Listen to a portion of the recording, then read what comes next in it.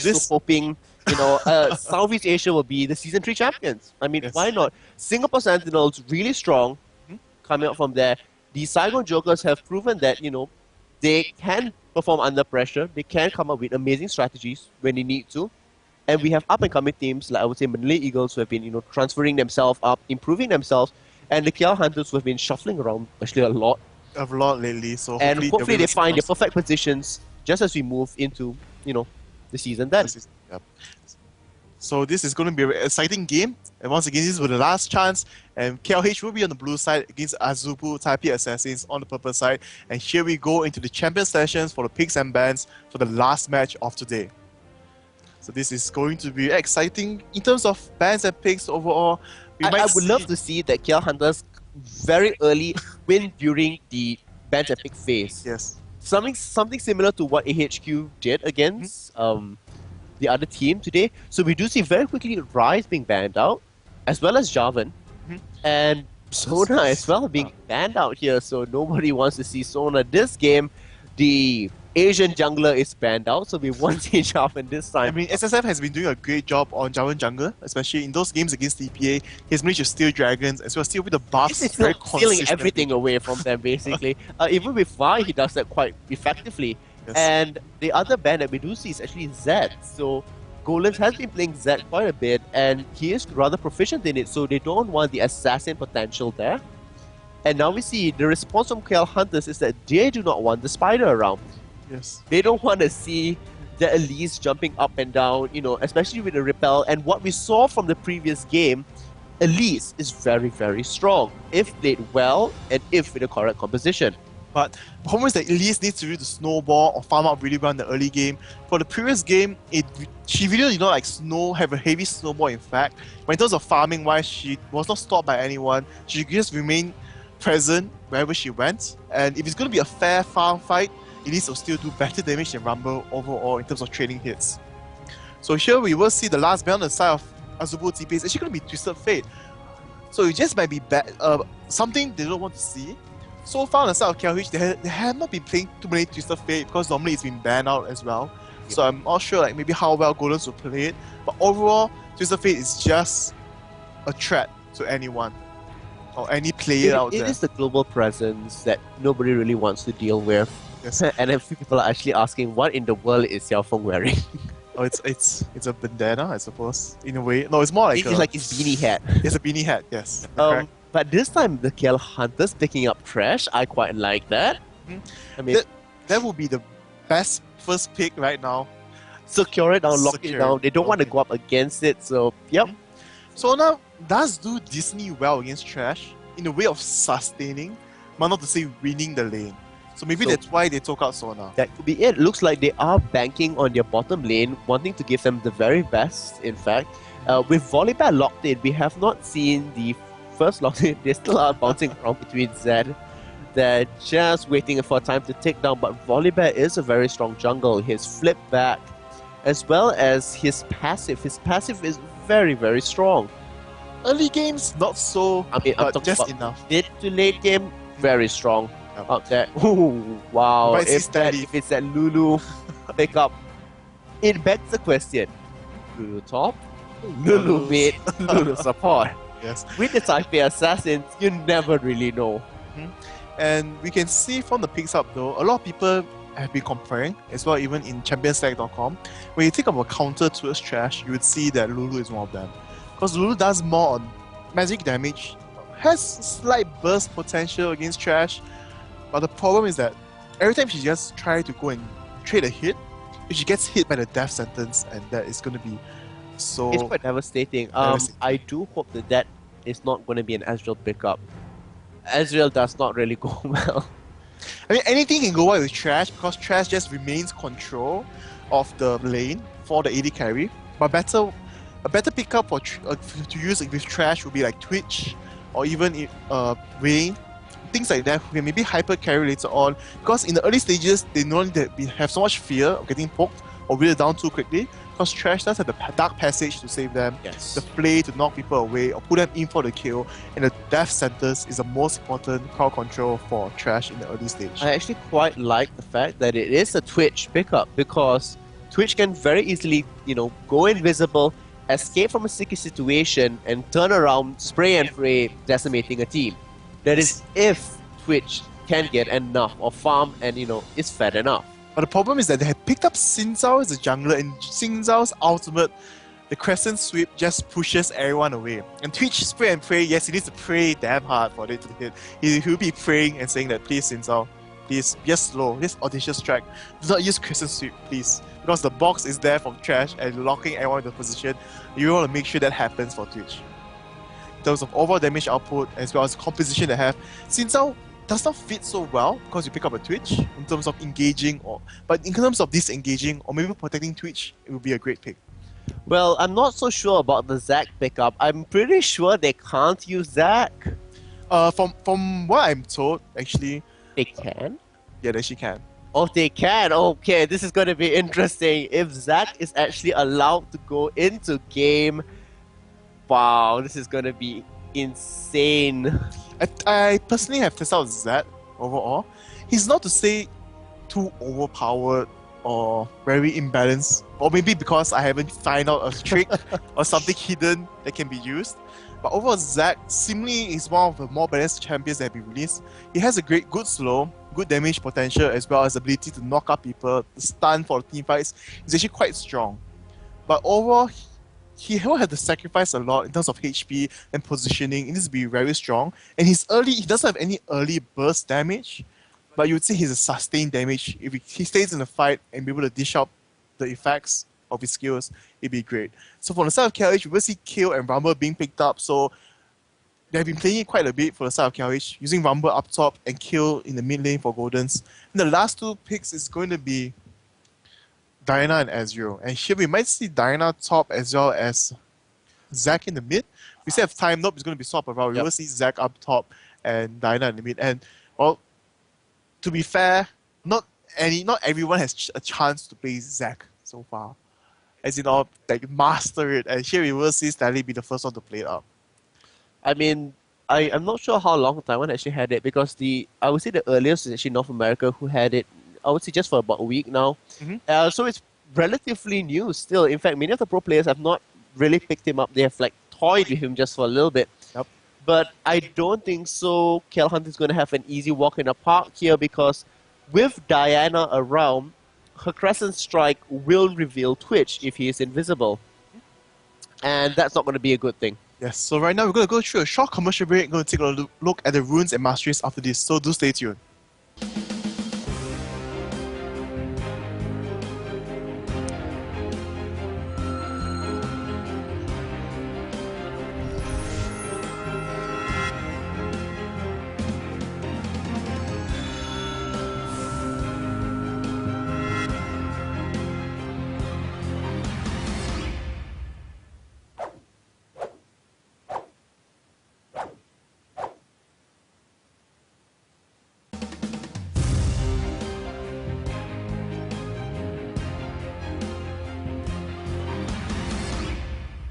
Alright, let's go.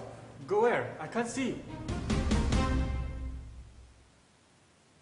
Here, very quickly, of course, everyone wants to know what Zac, how it's going to be played, and what everyone's thinking. Everyone's definitely thinking how this champion will be played and how fun it's going to be. I mean, this will be a really good showing. I mean, Stanley is a very, very strong top laner, and this is his runes that he's going to be using. So he's going to have 12 flat magic resists. He's going to have health regeneration per 5 at 8.1, 7.8 magic penetration, and we're going to have a little bit of health regeneration per 5. So a lot of health regeneration, magic resist, and magic penetration. There's no armor whatsoever. Well, he is going against Rumble, so that will be a great pickup. He doesn't really need to be afraid of Rumble auto-attacking, because that rarely happens unless you get the close switch after the slow is coming just up. Look at the amount of defensive sides coming on there. So he is going for 921-0, so taking a little bit of the magic penetration from the 9, and then as we move down, he's not taking any tenacity at all, in fact. So it's opt to go for maximum HP, because for Zac, you don't use mana, but use HP to cast your spells. So this is definitely something you want, and he will pick up Perseverance. It's something like Mundo, where you're going to lose a lot of HP, and Perseverance will just give you the additional health regen in order to keep yourself healthy up in the top lane. And this is going to be very interesting to see. With so much health regeneration being picked up from Stanley, from the runes and the mastery.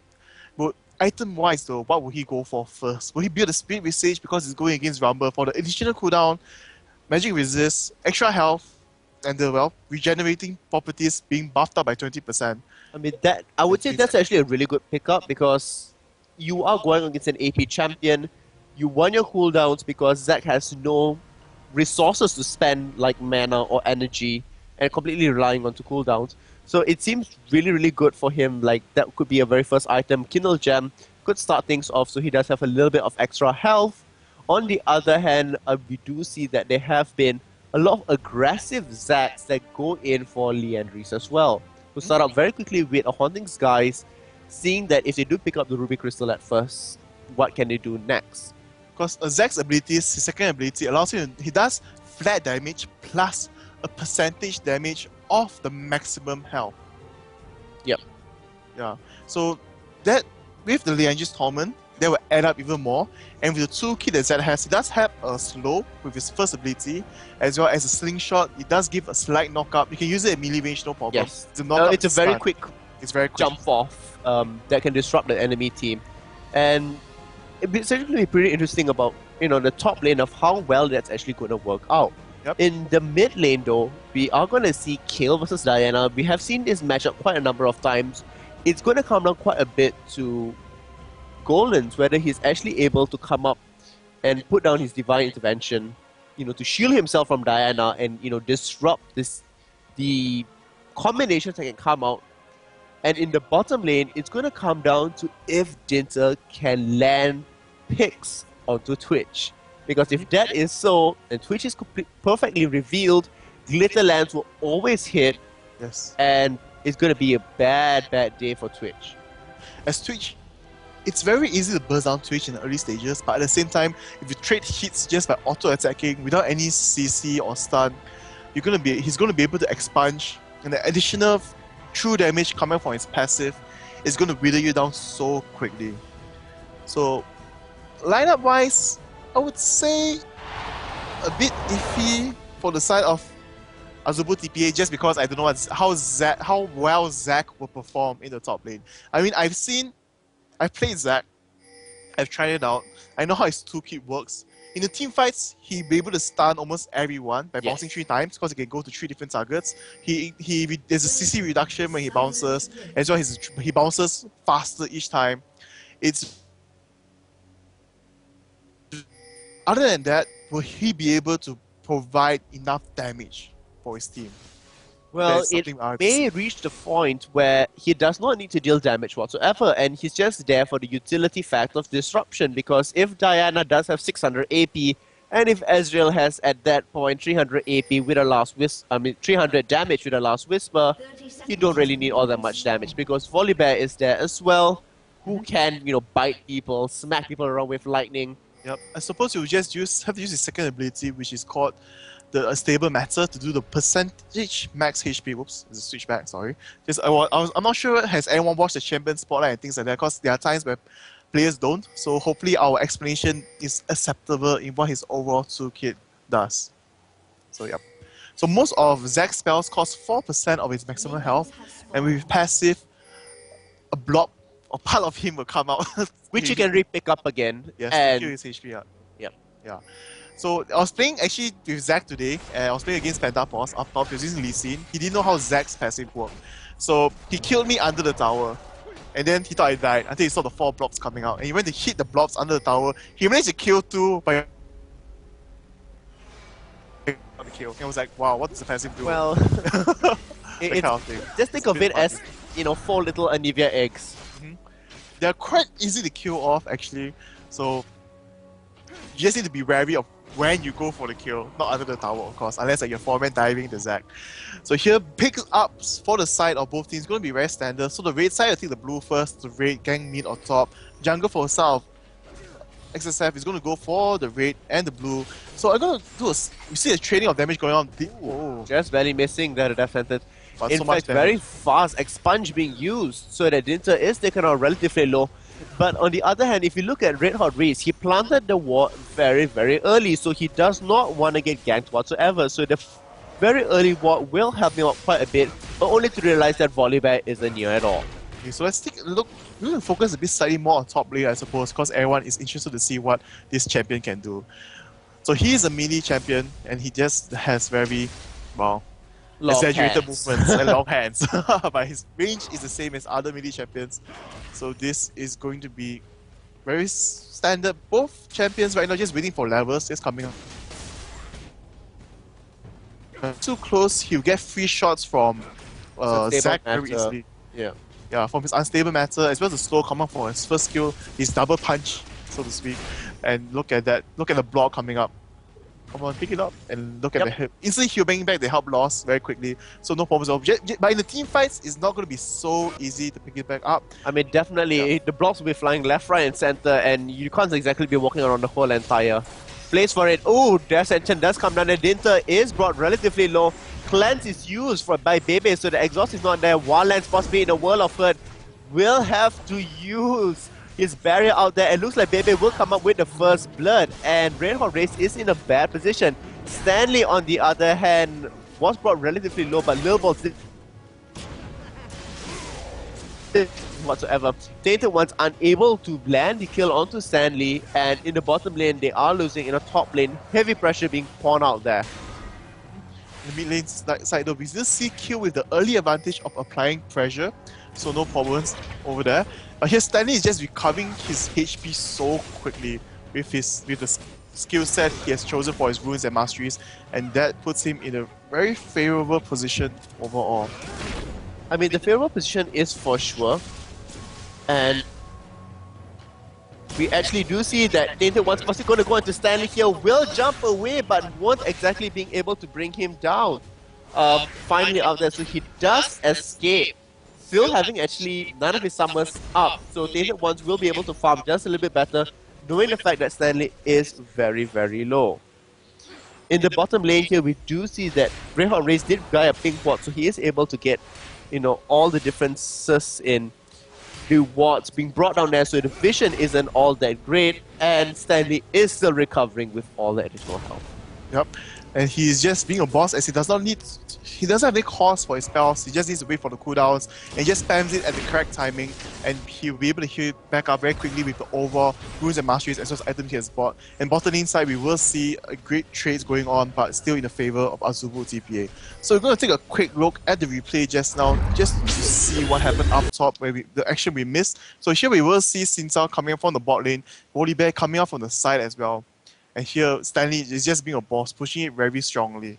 So we were going to move in very quickly first to just see before the fight happens. And here, Stanley does not have a ward, will not be able to spot him out, but he will be able to trade hits very well. Look at his HP. Even though the fire is being poured onto him, like nothing is going off from him. So here he will go in very closely, take a lot of damage since coming in. But if you didn't even notice, there was actually a slingshot being used. He actually stunned and knocked back both of them. He lands the ignite, and he wants to make sure he does not die. He uses a flash away, and Xiaofeng melts away. Xiaofeng melts away by Little Boss with the ignite as well as a frenzy coming up, and that will be the pickup kill for the jungle. So great play by Stanley. He was just baiting, he was being aggressive because he knew that his jungler would be up there and nearby to help him up as well. Die, he will turn to 4 small blobs, and we might see Volibear be able to secure 2 kills instead of 1. So bottom lane side, we will see XS5 coming right in, the ping wards, both wards being dewarded very quickly. Great job by both supports, and instantly Lulu replants the ward after dewarding. And here, forcing Xiaofeng to fall back.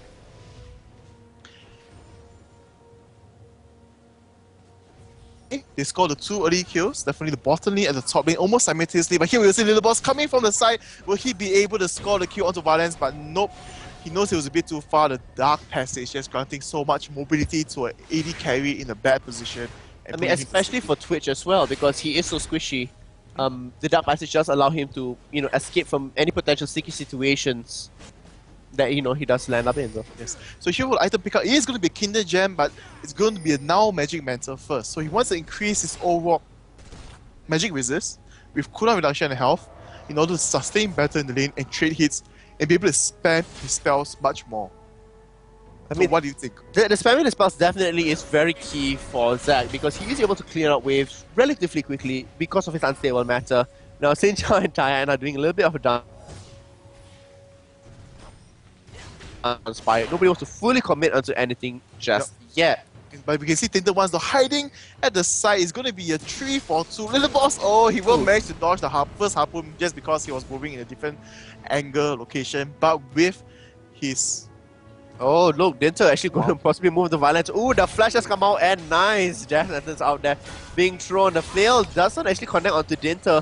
Nice shield coming out, but Violence wouldn't actually be able to translate this into anything. So, oh, a little bit sad that, to be honest, because as much as the toxicity was thrown out, he wasn't actually able to expunge anything, and Dinter wasn't slowed. So not exactly the best situation they wanted for them, especially since Red Hot Rays on Trash used the flash. Yes, and here we might see a kill go onto Twitch. Maybe charging right in with the exhaust, but look at that little boss, is going to dive right in onto Red Hot Rays with the slow. Will not manage the fling, but Red Hot Rays does not have his flash anymore. He will go down, but here we see kill coming from the side. Dyna's in the mid, little boss will go down the ignite, and this might transition to a secondary kill, but no, it's going to be a 2-4-2 on the side of TPA and KLH, but in the favor of... I actually love the fact that they allowed Twitch to get the kill by the tower. So what happened was Xiaofeng just waited right to the end so that the shutdown goal actually went to the side for Violence. So it will help him out a bit, just that he did not get the experience, but he did manage to get the extra additional goal out there. And the item pickup though coming out from Bebe is actually a Spirit of the Elder Lizard. So some players, some pro players in NA as well, has actually been testing out this item on the AD carry. Gives you the 10%, 50 damage. And here, wait, before we talk more about that, you might see Stanley go down from this, but nope, because he's overheated, unable to use the equalizer, so he'll make out safe. As we're talking about Spirit of the Elder Lizard, the 10% cooldown, 50 damage, and the true damage over time, it actually works so well with caster ADs. Yes. Yeah. If you're able to land your skills and the true damage proccing, it's seemingly very little damage, but if you stack it up over time... It's not the stacking effect of it that you are able to bring down large chunks of health over amount of time. Yes. And if you look at the mid lane, Diana has a Negatron's cloak already, so Kale's total damage that she can dish out isn't going to be all that great. It seems like Tainted One only can hit one of his harpoons, either the first or the second, never really both. Yes. But on the side of the Spear of the Achilles for Bebe, and as Ezreal, the health regen is going to help him fight against Twitch, and the mana regen is going to help him spam his spells much better. So, great pickup in terms of items because he did have the early advantage, so he could skip the Bloodthirster and things like that, but pick up something that will help him sustain the lane and be able to push anyone away that comes in. So here we will see that TPA still holding the lead with the 2 kills, but nothing significant yet, of course. But overall CS though, because Kill went to the bottom lane to help out, she's falling behind by almost 30 CS against Toys. 30 CS at 10 minutes is pretty bad. Now if you look at things, I mean 100 CS at about the 10-minute mark, that's about the pretty standard international level of where you should have your CS at. And we do see that Diana already is at that level. 4 to the true damage over time because it just helps protect to reduce so much damage already. So we will see Violence make it out of it, but he's only at level 6, Baby is at 7, and we'll see a free dragon being picked up. And here Stanley is actually being a boss, he slingshots right in, look at the amount of damage being traded off, but Stanley just does enough damage and falls back each time, making sure it does not go in too far and overextend. And just looking at this, IPSS is actually in a very commanding position. They aren't all that ahead in terms of goal. They are about 2k up there because of the dragon that's just been taken. Oh, look at that. He was waiting for Rumble to come in and push the lane to slingshot in, but Rumble was nowhere to be seen. He pushed the lane, but Rumble seeing that, he thought that Stanley went back, but Stanley did not go back, he's still staying there. He doesn't want to miss the CS as well as the level, because for the top lane, it's very important to maintain, the experience that you get as well as the goal, because you don't want to fall away. And with the regeneration coming up, look at Stanley, always so healthy, but look at that, when the health pack bounces so far away, I have to say you're a bit sad. But the equalizer, look at that miss. In it's fact, not really a miss. It does clean up the CS, which is what he wanted out there. But if it would have touched Zack just by a little bit, it would have gone pretty well. Now they do see that Toys is here. Ooh, everybody does move onto this. The box does get used, but Toys is still so very healthy. Golens is going to come in, does speed up on the other end there, and one is possibly going to go down to this. Nice ultimate actually being used, but not actually being able to connect on the final amount of damage. So, well, Azure is just too hard to catch. You know, if sorry, if this Twitch is a sneaky rat sneaking around, Azure is just the hardest easy to catch because of his arcane shift. He just so-called teleports away, shifts his position. His short distance teleport is very annoying, especially for Trash, because if it's for Twitch, because if Twitch does not have spray and pray readily available, there's no way which you can actually catch him, because it's very difficult to, you know, transverse, you know, the total damage potential all the way up there. And what is Golden's trying to do? He does not have his ultimate up, even though if he is able to land his Q on it, he can't actually bring him all the way down, not at tower range anyhow. Well, we do see though, because SF5 is actually down there, here we will see them charge right in for Baby. Baby uses a cleanse, but it will not be enough. He will be brought down in the end. They do secure the kill. That was a nice job done there. Leaving the lanes once again for very long periods of time. You see Rumble went to cover the mid, but Diana is still back at mid. They might take this bottom tower, but I think the TPA is going to be happly trading. We can see Volibear just clearing up the jungle. The blue's not up yet. The blue was barely there. The blue's very there. It's not up yet. The blue, okay, because they went to take the red first, Yes, so blue is not up yet. That's right. So, but at the same time, we will see one tower going down, but CS wise, and also with the damage coming out, how quickly Stanley can clear creeps as Zack. He will be able to do some damage to the towers. He will not be able to bring it down, but overall pressure as well as control is still in the favor of TPA, because they had used 4 members just to take down that tower. Yep, but I mean, look at this. True enough, we made a call actually getting Spirit Visage first on Zack, especially in this matchup, goes really well. But he did pick up the Amplifying Tome as well. Is he going to go for Haunting Guys? That could be the next possibility, because, I mean, he could respond to the Haunting Guys already bought by Rumble. And, yeah, that could go well. Looks like Abyssal Scepter's going to go down onto Diana, which I think would be the best choice there, because Nash or Stoof already being bought on by KL. Look at the slingshot. Together, Rolling Thunder, they will catch on to Tainted once. There's nothing he can do. Equalizers comes up, but look at the bounce coming from Stanley. He just pushed him, knocked him to the wall, kept him there, and continuously dealt out the bouncing damage. And we might see the top tower going down from this, but nope. No, it doesn't the boss is look going like to move it. down to the blue buff because they did ward it earlier, and they do know it's up and ready. He's just going to try to smite it. Oh, little boss. Ever sneaky bear. Nope. Kill is going to fall back, and they're going to secure it so easily. While even use the Azure Ultimate to make sure it happens. And we will see the middle tower going down. Twitch happily farming at bottom, trying to catch back up in the CS difference as well as for his team, but he is forced to fall back already.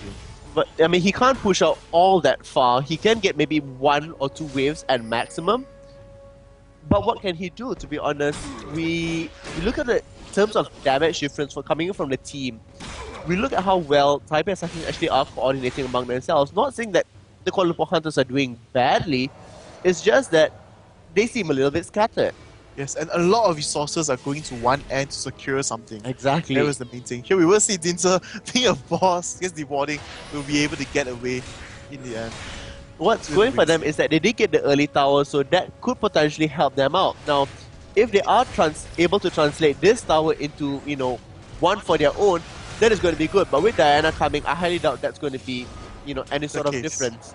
With Lulu joining into the fight as well, I don't think so. Now, Rumble will be able to push up the top just a little bit further, but nope, he actually opts to come help out mid, just in case they do dive out. You know, Rumble's equalizer is Very almost much up. for the team fights if they do engage on a 5v5. But Dinser with the Oracle is just stealing away the vision from Dinter KLH. is ballsy. He dewarded at the blue camp. He later dewarded right at the ledge of the mid lane. I mean, he's pretty much everywhere. And with Golens and Trash actually going back, they could possibly make something happen here. The Taipei Assassins could move and help clear off the mid.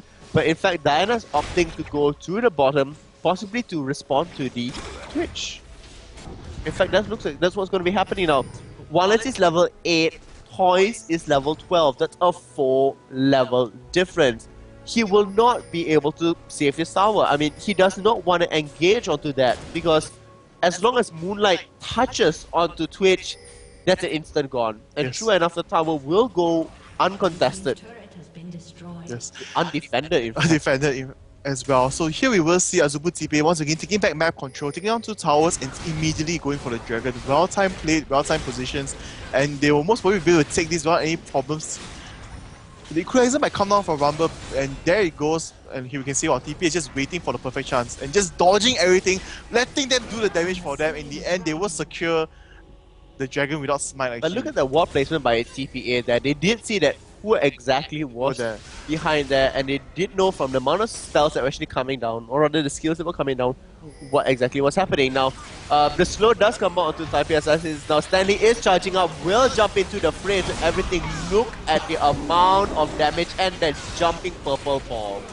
He's going to jump onto to chase Twitch away. He manages to does that and comes back to engage back on the fight for the team. They're going to secure all these kills right there. Toys will most probably make it out alive. Look at the slingshot missing because of the flash, but they're all so low. Stanley will pick up the kill. He's looking for Twitch. He's looking for the last kill right there. Running around, just use his unstable matter, but he will not be able to catch Twitch as Twitch already dodged and ran further away. So I mean, that was a pretty clear out fight out there. It was amazing to actually see Zack charging up when none of the members actually could respond all that well. So, I mean, with that not being able to respond all that well, it actually went heavily into their favor. So, yeah. What we're going to see as we move into the replay, at the moment now, the KL Hunters are regrouping and leaving the base. So, going into the replay, we are going to see what's going to happening here. Look at Stanley charging up there where everybody from KLH is grouping up, and look at the amount of instant damage onto Goldens, onto Warlands. And if you look at Xiaofeng coming from the top there, he is going to try to dodge onto Toys. However, he's not doing much damage. At the bottom, we do have Stanley going heavily onto Warlands, and Warlands will flash away just in the nick of time. With that, the Wild Growth will finish, and now he's going to turn his attention into Xiaofeng and bring him down through the Ignite up there, as well as look at Tainted Ones. In the middle of 4 people, nothing can be done. Golans will try to make his escape out there. The Ignite does come out. He does heal himself and give himself an additional speed boost. Wonderful flash over the wall, but with the Ignite continuously going out there, he does get taken down. So that is it. And that was actually great play by Stanley. Great positioning. He went in, everyone was all together. Knocked out once. Went into the AD carry, zoned him out so harshly, immediately went back into the fight, knew exactly who to pick off, tried to go in for Golans, but his team already managed to pick it up from the additional damage dealt out there. And not only that, you could see how the giant blob actually performed so well in the team fight in that tight space, which is what he really wanted. He knocked out almost everyone and he just zoned and pushed everyone away. And greatly played by Stanley. And while for Champion has been released for a short amount of time, I would say that Stanley is doing a great job in controlling it. And we did see that he knew that Toys was going to get hooked, and he really prepared the slingshot at the side, and he died. I mean, it was well that they knew they wanted to enter that team fight, and he prepared his slingshot just in time, and it worked out perfectly well for him. Yep. So here we will see the Haunting Guys being picked up. He has another Kinder Gem though on the side of Stanley, so Chick Mantis still up everything. Here we will see he's too lazy to walk, he's going to slingshot himself up to the top lane to clear up the minion waves. Oh no, they're just going to steal the blue, so we might see another small skirmish happen. Baby is pushing the bottom lane alone, and this might be a 4-way. Just to mention, for this skin though, the special weapon Zack, the more health you get, the bigger he is, and the more health you lose, he becomes smaller. He will shrink in size. Which is why when Wild Growth was used on him, he turned into this gigantic blob. But here we will see the blue will go on to KLH, but 5 members were used to protect the blue buff. And as you just push the lane slightly, making sure that the minions will slowly push on slightly into his favor, so that you know they were a-okay on that sort of part. Lil Boss actually was slowed down just a bit there, so Golden's going to put a little bit of hurt onto him. One that's not exactly being able to land all the spells that he needs to. Yeah, so and Baby is actually playing the damage is over coming time. in. Look at the equalizer coming down. We can see SSF pushing everyone away, but the wild go working in position. Look at that. Once again, the perfect slingshot. And Stanley just bounces onto everyone, pushing them also far away. He will be taken down. Nope, he will not fall at... he will fall into 4 blobs, so he's going to be safe. In the end, Tower does manage to secure the last hit, and look at the 4 cube blobs right there, clawing back into the correct position, and he will come up with quarter HP left. And that was well played, and the blob, the passive actually needs 5 minutes to refresh, and this is the first time it's been used, and it was so greatly used as Azubu TPA managed to score an ace from that, and take down the tower as it will transition to the inhibitor, and they're gonna walk away from this scot-free. Great job. Look at that. Stanley just slingshot again away from the base. I mean, yeah, I mean, the slingshot was amazing actually at the fight that entered there. The equalizer went down, but it wasn't all that much damage. The only source of damage coming in from Rumble was the Haunting Skies, and that wasn't simply enough. Because if you look at the amount of items, they have a Runic Bulwark, and at that time, they had the Abyssal Scepter, and the Null Mental Talisman. The Spirit Visage was there as well. So that's a whole lot of MR already there. And with, you know, lacking of the AP power or the magic penetration coming in from Rumble, there's nothing much that actually could be done. Yes, and here we will see Stanley solo the dragon. No, the dragon is not up yet, I believe. He just went there to make sure he just jumped over the wall to safety, so no problems. So that was a great fight overall from there, and we can see that Stanley is just doing such a great job in using Zac. I mean, the amount of disruption that he causes to the team and the amount of burst damage to all 5 of the members there is exactly what they wanted. So, and here we will see Bebe actually playing a cast. Oh wow. Okay, that was actually quite funny because he actually walked into the brush and decided to skill shot on the other brush, even though SSM was right behind him earlier just now. Here we will see Dinter get caught out of position, being a bit too bossy this time, but he will be able to flash and make it out away. Here we will see Lotito Ones being caught instead by Little Boss as well as Stanley. They will be forced to flash away, and look at the equalizer coming down, but it will not be enough. They will be able to catch up onto Little Boss, but the slow coming on Stanley just making SSF unable to continue the pressure. It's a lot of slows to go into. Look at that jump once in. The flash does come out. The Ezreal ulti does get thrown. And look at that massive blob thrown all across the map. Everybody's going so low.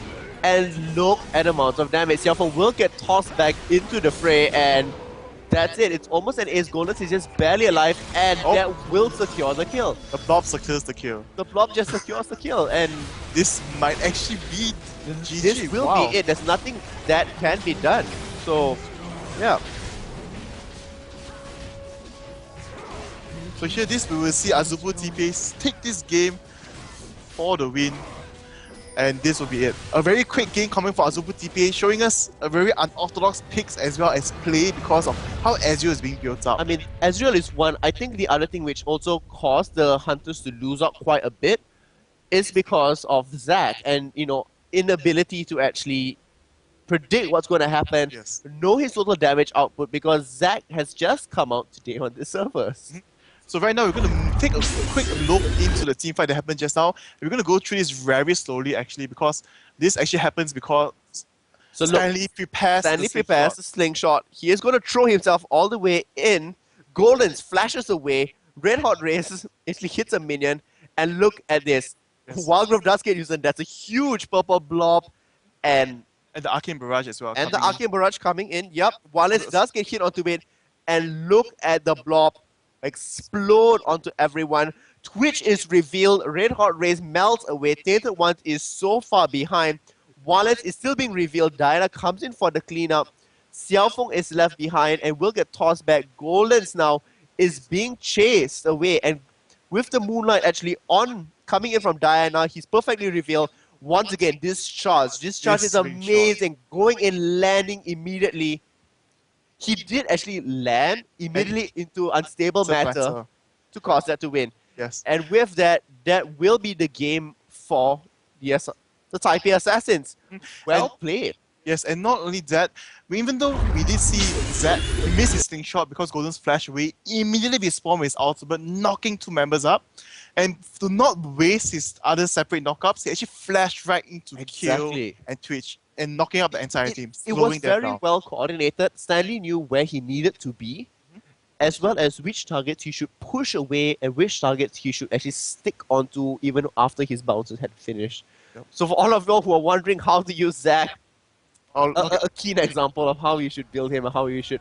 But this was make it. against, I believe he got the Spirit Visage first because it was against a Rumble. Yeah. So maybe against a tankier, Oh, not a more tankier, a bruiser, AD, Yep. it might be building more tanky, maybe a Sunfire Cape or different things. Well, you could try all this out. You could try a just- Sunfire Cape into a Spirit Visage and, perhaps see if that actually would work out for you. So let's go into the score screen and see how it all ended up. So this is, I won't say a devastating defeat, because KLH did manage to do quite a bit in controlling the things, but they couldn't catch up to the pace of TPA, especially the bot lane side. The cleanse over barrier was a great pickup coming up from Bebe, because he knew that even if he had barrier, the burst damage coming from Twitch after the barrier ends into Expunge will be able to burst him down. So instead, he took the cleanse to take away the exhaust in order to be able to secure more auto attacks and the Q by overall damage output and positioning. So here we will see from the item wise and the goal difference, we can see Diana in the end with 10.2k, Zack with 8.9 in comparison to the most rich member of KLH is going to be Goldens with 6.3k, but with not any significant amount of items. And a lot of players have been saying that, well, Bebe as the AD carry has been playing very strongly so far. His performance for the last game's SGS is not so great, but we can see from this item build though, he was playing more of a utility AD carry. He went for almost full cooldown reduction. He got the spirit of the Elder Lizard first, just for Which is damage 10%. over time, 10% cooldown. And then he got the Iron Boots with the Glacier Shroud, later on building to the Icebound Gauntlet. Additional, that was... let's It's see. altogether 40% right there. Oh, you can't count. It's 10, 10, 20, It's 20, right? 20, 15. Glacier Shroud, Glacier Shroud from 15% has been nerfed to 10%, and Icebound Gauntlet gives 10% only Frozen Heart will give 20%. 20%. There's actually Yep. no more items in this game that gives 15% cooldown reduction except for Iron Boots. Oh well. So that was actually 35% there. But he still managed to dish out so much damage. You could see, Exactly. we should take a look at the runes and masteries later on to It see could whether be it was the 5. 80. Yeah. It very well could have been. We actually did not quite check on that. And It'll be interesting. I at think the end of it, the TPA Assassins, they tried an unorthodox strategy, to be very honest. Yes. Ezreal did not actually go for the typical AD sort